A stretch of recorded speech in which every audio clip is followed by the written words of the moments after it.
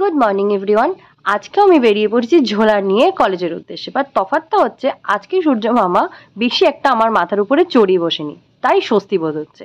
আর বনগা লোকালে গুটিয়ে ভিড় ভাস ঠেলে আমি ফাইনালি এসে পড়েছি আমার কলেজে।